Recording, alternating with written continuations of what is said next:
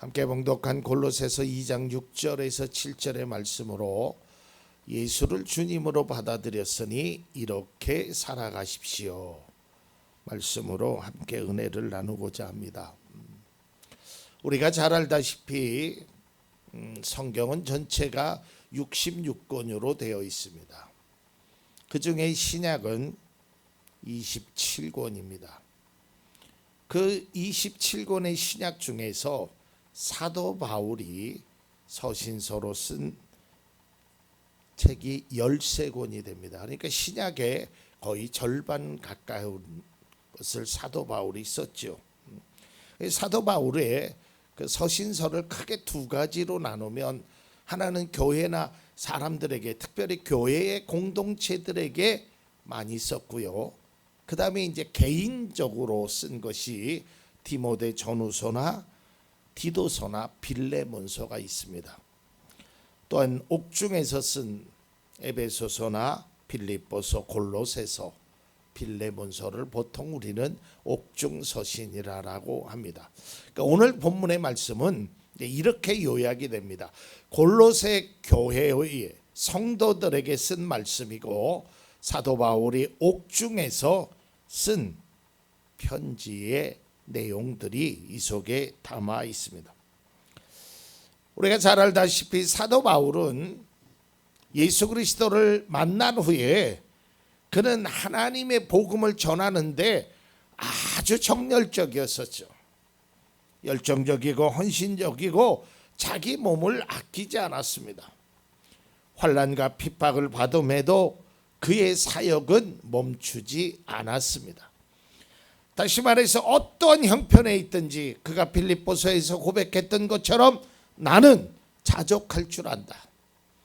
내게 능력 주시는 주님과 함께하면 나는 어떤 역경도 고난도 이겨낼 수 있다라고 말하고 있습니다.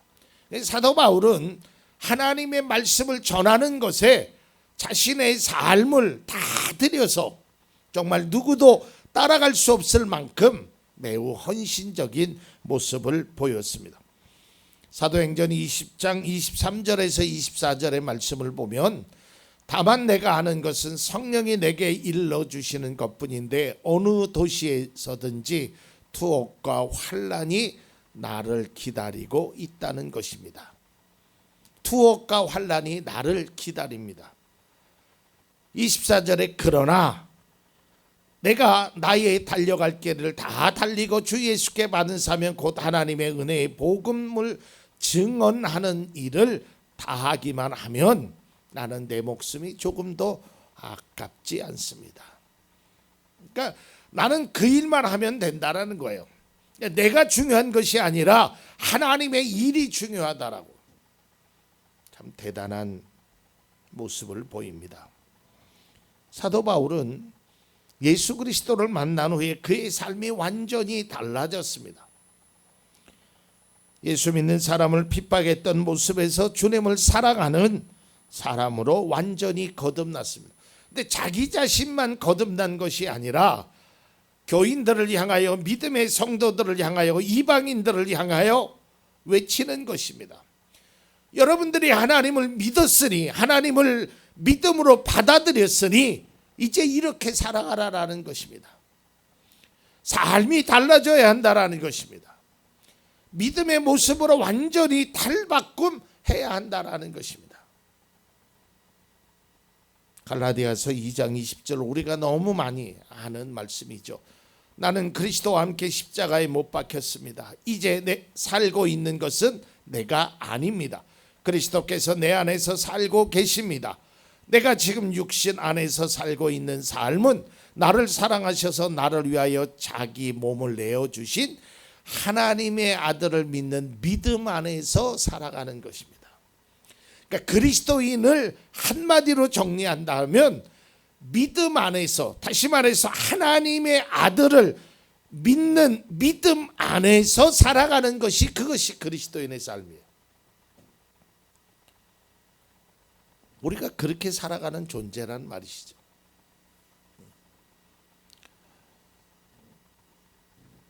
여러분, 초등학교를 입학한다거나 뭐 중학교나 고등학교나 대학이나 뭐 입학할 때, 또 뭐 남자들은 군대에 들어갈 때 교장 선생님이나 뭐 대대장급 되는 사람들이 이렇게 말을 합니다. 여러분은 이제 학생입니다. 군인입니다. 나라의 부름을 받은 군인입니다. 그러니 이제는 학생답게 군인답게 살아야 합니다.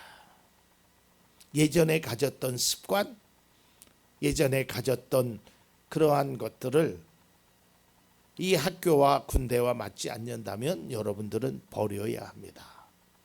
이렇게 얘기를 하죠. 오늘 사도 바울이 골로새 교인들에게 하는 말도 마찬가지예요. 여러분들이 믿었으니, 여러분들이 예수 그리스도를 받았으니 이제는 이렇게 살라라는 거예요. 여러분, 성경을 보면 하나님께서 우리를 택하셨어요. 내가 하나님을 택한 것이 아니라 하나님이 우리를 택해 주셨다라고 성경은 말해요. 그런데 하나님의 택하심을 우리가 인정하고 그분에게 나오는 것은 우리의 자유입니다. 하나님이 택하셨음에도 불구하고 그분 앞에 나오지 않는 사람들도 있을 겁니다. 그러니까 이 말은 무슨 말이냐? 나는 예수 믿기로 작정했어. 나는 하나님의 자녀가 되기로 했어. 라고 받아들였다면 이렇게 살아야 된다라는 거예요. 말로만, 우리의 그냥 겉모습으로만 그렇게 살아가는 것은 바람직하지 않다라는 거예요. 그건 진정한 그리스도인이 아니라는 거예요. 우리가 받아들이는 거예요. 뭐 억지로 강제로 믿지 않으면 누군가가 나를 협박해서 믿는 것이 아니라 내 스스로가 예수 그리스도를 믿는 것이, 하나님의 자녀가 되는 것이 나는 옳다라고 생각했다면 그 길을 걸어야 돼요. 그런데 그 길을 듣고도 알고도 그 길을 걸어가지 않는다는 거예요. 그렇게 살아가지 않는다는 거예요. 그렇게 살아가지 않는 사람을 그리스도인이라고 말할 수는 없다라는 것이죠. 뭐 좀 극단적인 예가 되겠지만, 여러분, 군인이요, 영내를 자기 마음대로 뛰쳐나가면 그 사람은 군인이 아니라 그때부터는 탈영병이라고 합니다. 탈영병이 되는 거예요. 그리스도인의 삶도 마찬가지예요. 그리스도인으로서 믿음의 삶을 살아가야 되지, 거기에서 벗어난 길을 살아가는 사람은 그건 온전한 하나님의 자녀라고 말할 수 없다라는 것이에요. 자, 이제 본문으로 돌아가서, 이제 본문이 이 골로새 교인들에게 하는데요. 이 사도 바울은 에베소 교인들에게도 마찬가지고 빌립보 교인들에게도, 특별히 옥중서신에서 보면 그 마음에 아주 간절한 표현들이 많이 있습니다. 내가 여러분들을 얼마나 사랑하는지를 하나님이 증인이시다, 뭐 이런 표현도 있고요. 여러분들은 꼭 이렇게 사십시오라고 옥에 있으면서도 그들에게 간곡하게 이야기하는 거예요. 마치 부모가 자녀에게 너 이렇게 살아야 돼, 너 꼭 이렇게 살아야 돼, 이렇게 말하는 것처럼 이런 간절한 심정 속에서 말하고 있는데요. 골로새서 1장 10절에 이렇게 표현되어 있습니다. 여러분이 주님께 합당하게 살아감으로써 모든 일에서 그분을 기쁘게 해드리고 모든 선한 일에서 열매를 맺고 하나님을 점점 더 알게, 주님께 합당하게 살아야 된다는 거예요. 이 말은 그리스도인답게 살라라는 거예요. 사도 바울은 너희들이 이렇게 살기를 내가 간곡하게 바란다라는 것이에요.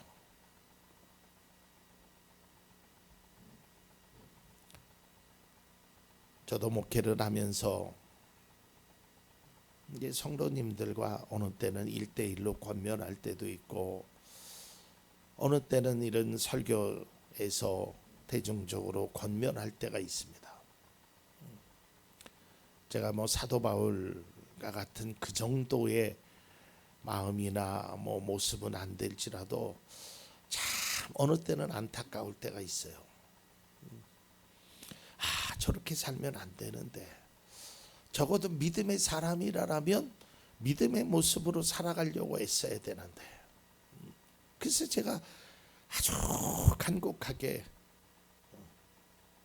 뭐 표현이 좀 더 심하면 애절하면서까지 이야기를 해요. 직접적으로도 얘기하지만 매일 새벽에 월요일부터 금요일까지 새벽 기도하면서 그 어떤 분들을 생각하면서, 하나님 그분이 이렇습니다, 하나님 그분에게 이러한 은혜를 주세요라고 어떤 간절한 마음으로 기도할 때가 있어요. 참 안타까운 거예요. 그렇게 하는 것이 옳지 않은데, 그렇게 하는 모습을 바라보면 너무, 그래서 저도 목회를 하면서 참 아픈 손가락 같은 분들이 있었죠. 지난주에 한 통의 전화를 받고 교회에서 어떤 분과 상담 아닌 상담을 했습니다. 뭐 상담 내용은 뭐 제가 별로 들을 게 없고, 그 이제 자기가 갖고 있는 신학관을 얘기하는 거였었는데요. 그 내용보다도 그분이 저한테 그런 게, 목사님, 제가 어떤 분에게 목사님 교회가 아주 좋다는 소개를 받고 목사님과 얘기하고 싶다라고 찾아왔어요. 그래서 난 참 궁금했어요. 누가 그런 얘기를 했을까? 누가 우리 교회를 소개했을까? 그래서 저는 그분이 하는 말은 귀에 하나도 담지 않았어요.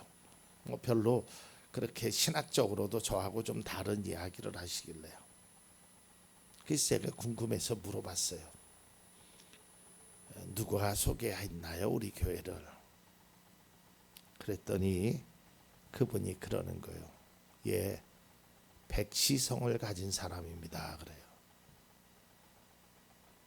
그때 마음이, 그래서 제가 그분의 칭찬을 했어요. 비록 우리 교회는 떠났지만 지금 연락도 안 되고 있는 상황이고, 제가 연락해도 연락도 안 받는 상황이지만, 난 그분이 참 우리 교회에 고맙다고, 정말 우리 교회를 위해서 많이 헌신했던 분이라고, 이 자리도까지도 그분의 손길이 있었다고. 그러면서 제가 또다시 약속했어요. 내가 그동안 잊고 있었던 그 집사님을 위해서 다시 기도하겠노라라고. 그 집사님을 생각하면서 한 주간 동안 묵상하면서 기도했던 마음이 뭐냐면, 하나님, 어디 있든지 간에 주님 안에서 살아가게 하옵소서. 이런 간절함이 저에게 있었어요. 여러분, 우리는 믿음 안에서 살아가는 존재가 되어야 합니다. 어떻게 하나님을 믿음으로 믿겠다라고 주님을 받아들였던 사람이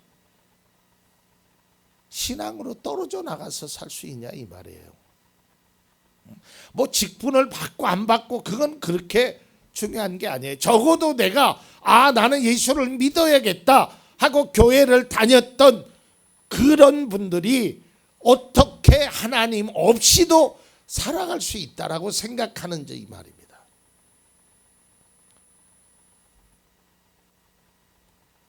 오늘 사도 바울은 골로새 교인들에게 다시 한번 권면합니다. 2절, 그것이 본문의 말씀입니다.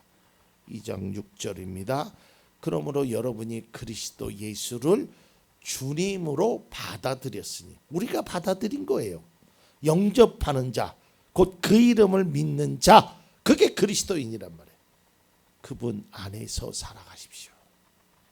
이게 사도 바울이 골로새 교인들을 향한 아주 간절한 마음이고, 부족하지만 제가 우리 성도님들을 향한 간절한 마음이에요.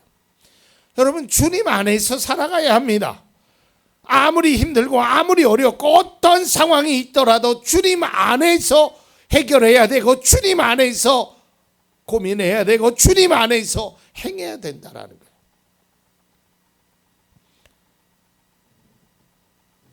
주님을 영접하고 믿었다면 우리의 삶의 주인이 예수님임을 깨닫고 주님 안에서 살아가야 한다는 것입니다.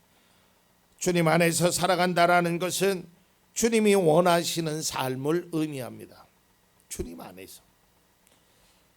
이것이 그리스도인의 합당한 삶입니다. 에베소서 4장 1절에도 사도 바울은 이렇게 권면합니다. 그러므로 주님 안에서 갇힌 몸이 된 내가 여러분에게 권합니다. 여러분은 부르심을 받았으니 그 부르심에 합당하게 살아가십시오. 이렇게 살아야 된다라는 거예요. 여러분, 여기서 이렇게 살아간다라는 것은요, 뭐 좋은 옷을 입고 좋은 차를 타고 뭐 이런 세상의 기준, 그런 것을 얘기하는 것이 아니에요. 우리의 중심 속에서 우리가 어떻게 살아가야 할 것인가를 이야기하는 거예요. 어떤 사람은 좋은 음식을 먹을 수 있어요. 어떤 사람은 그저 정말 남들이 먹지 않는 음식을 먹는 사람들도 있습니다. 어떤 사람은 비싼 옷을 사고 어떤 사람은 그렇지 않은 것도 있어요. 하나님의 기준은 그것이 아닙니다. 하나님의 기준은 내가 무엇을 바라보고 어느 길로 걸어가느냐를 하나님은 보고 계신다는 거예요. 믿음의 자녀는 주님 안에서 살아가는 사람입니다. 장소와 시간에 상관없이 주님 안에서 주님의 마음을 닮아 주님이 원하시는 방법을 따라 살아가는 것이, 그것이 그리스도인의 삶이고 본분입니다. 주일에만, 교회에서만이 아니라 언제든지 어디서나 이렇게 살아가야 한다는 것입니다. 여러분, 우리가 잘 알다시피 그리스도인은 하나님의 자녀가 되는 특권, 권세를 주셨어요. 이게 요한복음 1장 12절에 나와 있는 것. 또한 하나님은 믿음의 사람에게 주시는 은혜가 있고요, 또 그 은혜를 우리는 받았고 앞으로도 받을 것입니다. 근데 여기서 우리가 생각해야 될 것은, 믿음의 자녀가 자기의 권리만 주장하고 의무를 하지 않는다면 그것은 바람직한 그리스도인의 모습은 아니라는 거예요. 그리스도인에게는 권리가 있습니다. 우리가 하나님 앞에 기도할 수 있고 하나님의 자녀가 될 수 있고 하나님의 복을 받을 수 있는 그런 권리가 우리에게 있습니다. 때로는 병든 자에게 손을 얹은 적 낫는 그런 은혜도 우리에게 있습니다. 그러나 내가 할 일, 내가 할 의무도 있다라는 거예요. 계속해서 강조해서 제가 말씀드리지만, 하나님께 무언가를 얻고자 하는 것이 진정한 신앙이 아니라는 거예요. 이런 사람은요, 다 떨어져 나가요. 결국에는 떨어져 나가요. 하나님이 안 주시면. 진정한 그리스도인은 내가 하나님께 무엇을 해야 하는가, 이걸 고민하고 삶으로 나타내야 돼요. 다시 말해서 하나님과 나 사이의 이 관계성이 중요한 것이지, 하나님이 나를 무엇을 주느냐 안 주느냐 여기에만 모든 것이 몰두되어 있으면 그 관계는 깨지는 거예요. 여러분, 사람과의 관계도 마찬가지예요. 그저 만나면 즐겁고 만나면 행복하고 서로가 위로하고 뭐 그 사람이 나에게 뭐를 주던 안 주던, 그런데 그 사람이 뭘 줘야 내가 만나는 입장이 된다면 그 관계는 깨질 수밖에 없다는 거예요. 자, 그렇다면 주님 안에서 살아가라라는 이 사도 바울의 권면을 좀 구체적으로 보겠습니다. 2장 7절입니다. 몇 가지가 있는데 저는 세 가지만 좀 골라봤어요. 여러분은 그분 안에서 뿌리를 받고 세우심을 입어서 가르침을 받은 대로 믿음을 굳게 하여 감사의 마음이 넘치게 하십시오. 세 가지입니다. 첫째는 그분 안에서 뿌리를 내린다는 거예요. 여러분, 이 뿌리를 내린다라는 것은 확고하다라는 거예요. 시편의 고백처럼 누가 뭐래도 어떤 형편에 있든지 나는 하나님 안에서 살아가겠다. 이런 고백이 우리 속에 있어야 돼요. 뭐 누가 뭐라고 하든 어떤 상황이 되든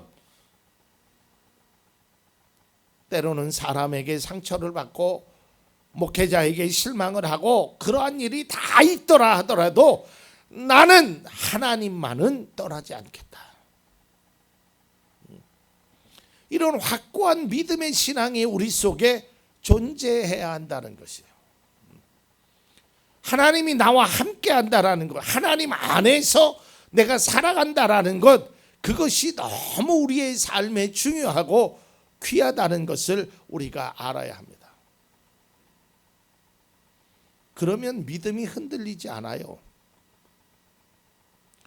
여러분, 예수님께서 씨 뿌리는 자의 비유를 통해서 열매를 맺지 못하는 것 말씀하셨죠?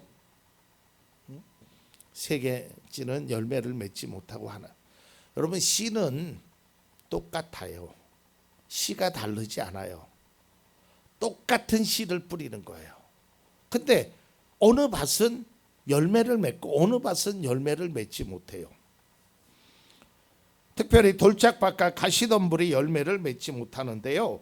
그 이유에 대해서 예수님이 설명합니다. 마태복음 13장 20절에서 22절.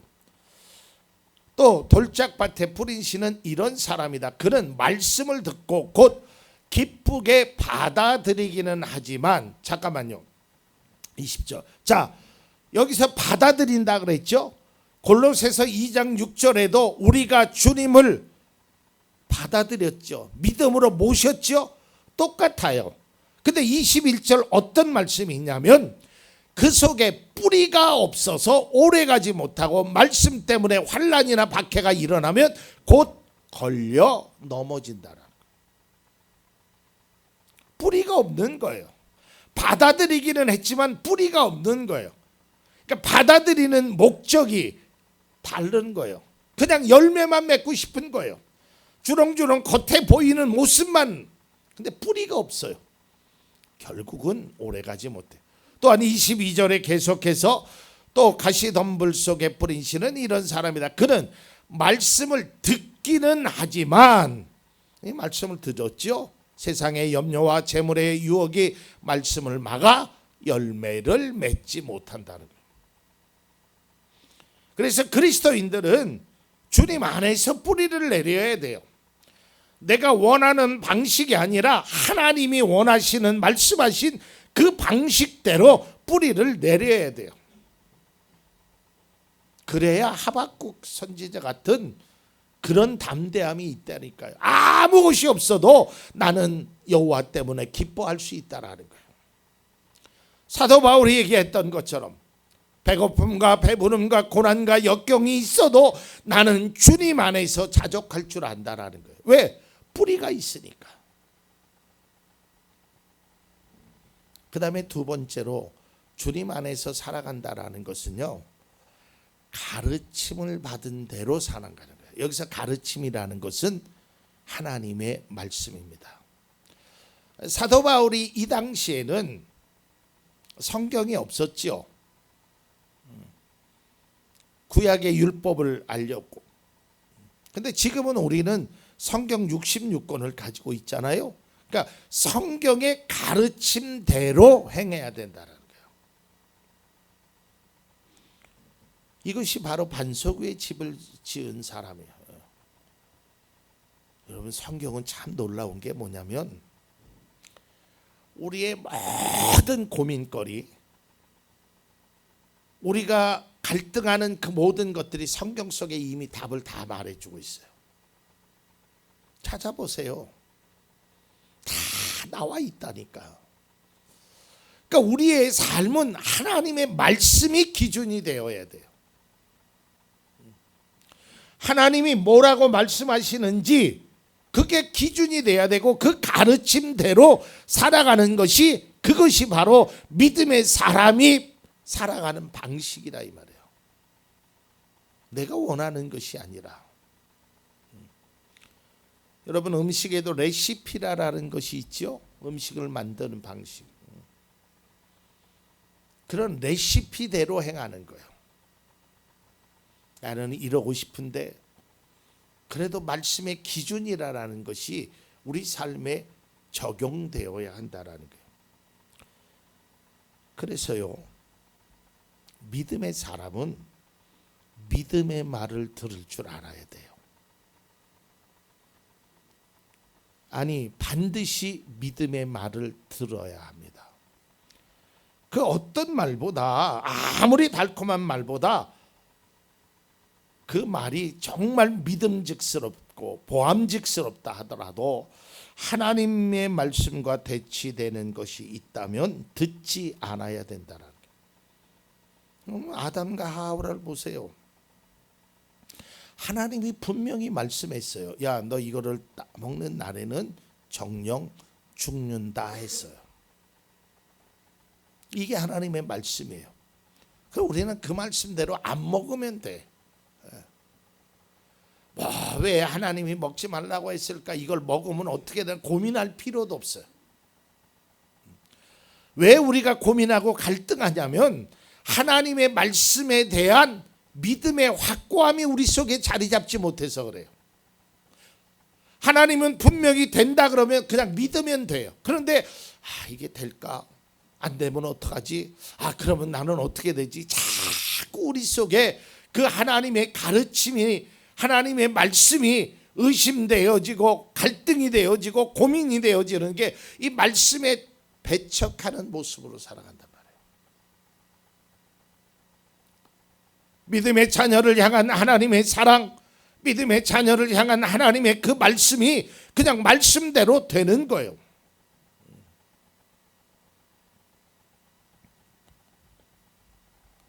예수님이 믿음의 사람을 칭찬을 많이 하셨죠. 혈류증을 앓은 여인도 칭찬하셨고요.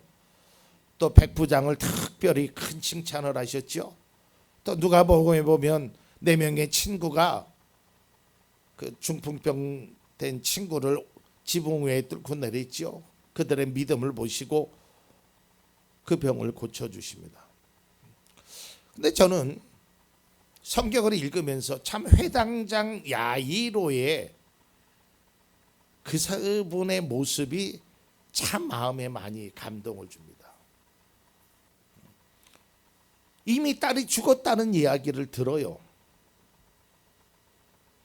근데 예수님이 야 가자, 내 딸이 살아날 것이다.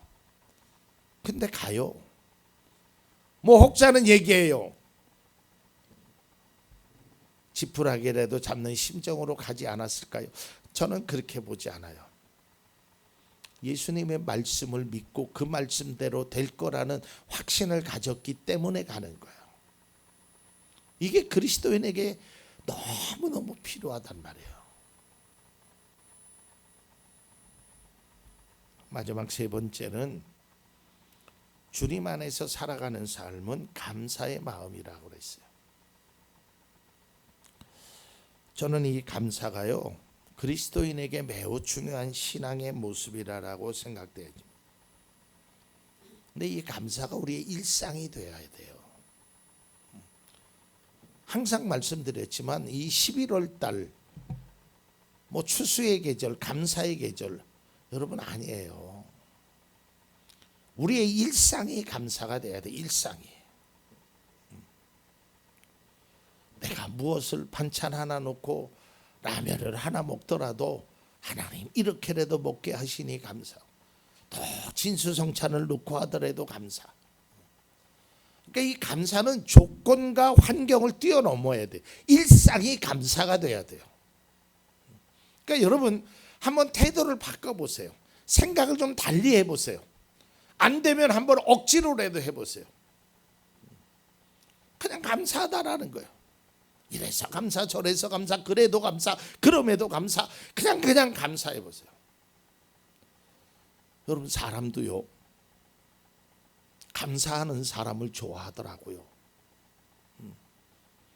제가 이제 식당 같은 데 가면 뭐 반찬을 더 달라 할 때도 있고 뭐 어떤 요구를 하잖아요. 그럼 이제 그분이 그걸 갖다 줄 때마다 뭐 저는 그렇게 배웠고 그렇게 하는 게 맞다고 생각해서 감사합니다. 감사합니다. 꼭 그러거든요. 내가 내 돈을 지불하고 먹어도 나는 감사합니다 그래요. 그리고 다음에 거길 또 이렇게 가잖아요. 그럼 그 사람이 나를 알아봐서 그랬는지 말 안 해도 더 주더라니까요. 여러분들도 그렇지 않아요? 감사한 사람에게 하나 더 주고 싶은 거야. 예. 하나님은 어떠시겠냐 이 말이에요.